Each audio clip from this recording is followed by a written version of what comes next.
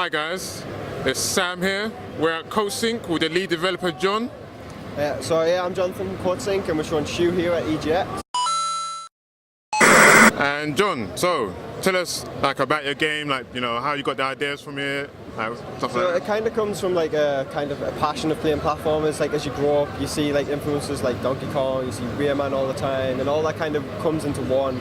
And we kind of wanted to do our own take on that. So we came up with hand-drawn characters and 2D sprites, and then we mixed that with 3D geometry as well, which gave us a greater sense of depth in the game. And then we came up with a combination of different mechanics and how can we change the regular form of a run-jump game. So we added stuff like glide, which is technically Shu's ability, so his power is to be able to glide. And you meet a whole cast of characters that will give you new abilities as you go on throughout the game. Okay, cool. So what would influence you? Like you said, you mentioned Donkey Kong. What other influences do you have? So we like Donkey Kong, Rayman, Sonic. So you look at classic platformers. So despite Shu does have time trial elements and it does have a speedrun aspect to the game, it's not quite as fast as Sonic. His main ability is speed. Whereas ours, we kind of took it down to Shu to give him glide. So he has the power of flight, so you cover greater distance. Then you combine that with something like you can see we've got Stomp, and we've got another character, Latty, that allows you to manipulate flowers to cause them to bloom, which forms your path across certain areas of the game. Yeah, because I noticed that, like you said, multiple abilities. So I'm guessing multiple games would have. There you go. So it's kind of fascinating the way everything just comes together like that. So what makes it different from your other games that you got here at Coatsink? So from Coatsink we're showing Esper 2 just beside Shu here, and the difference is with Esper it's a first-person puzzle game, primarily physics-based, and then this is your classic 2.5D platformer, and the primary difference, it's a console game and it's not VR. So there's a massive departure in development on that side, but we can take talent and skills we work from on both projects and learn from each of them. Okay, cool, because like you said, there's a massive difference going from something that's VR.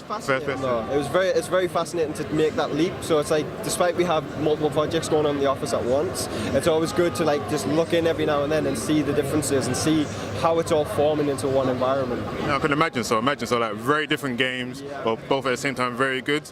So what made you get into this kind of industry? So I've been a massive gamer all my life, and I didn't actually realize when I was at school gaming could be a career, but you kind of think someone's going to make them, so it is a job. And gaming started to get into education around about the time I was heading to college, and that's the first time you really get to make a true option. And then I went to university and I studied game design and production. So that took us 3 years, and in that time I did internships, so I got some experience in the industry.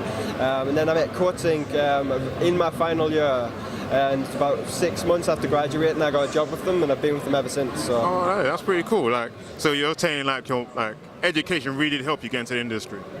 It taught me skills that I use that helped me form a path into the industry. But I would say if you're looking to get in the industry, portfolio, networking, and experience are probably the 3 vital keys. Okay, cool. That sounds very good.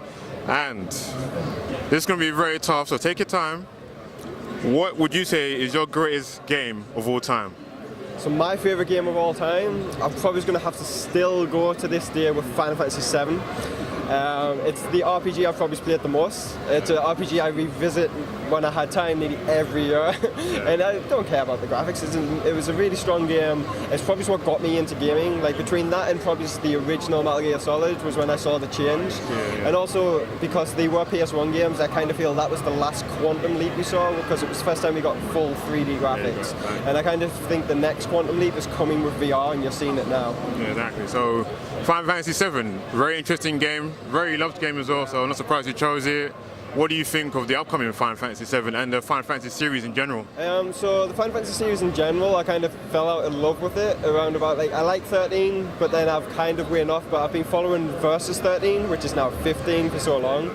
So the fact that it's actually coming out this year, touch wood, it's kind of thing. I can't wait to see it. I'm trying to temper my expectations for it, so because being a massive Final Fantasy fan, you don't want to be let down. But I have high hopes. Cool. So, John, when will this game be released? If you got a release date? So we recently announced a couple of weeks ago. Shu will come to Steam and PS4 October 4th. Shortly followed by Vita, later in Q4.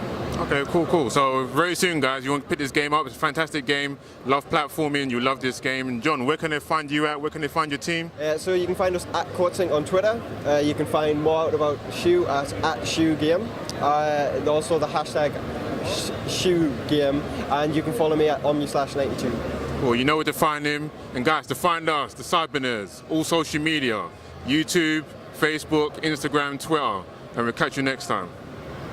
I can't even say that we've tried to do something like this because I think this is the first time we've seen something like this, and I'm really impressed that this is from Guerrilla Studios, the studio that is well known for a first-person shooter, which is Killzone. Talk to me about Guerrilla and your thoughts on them.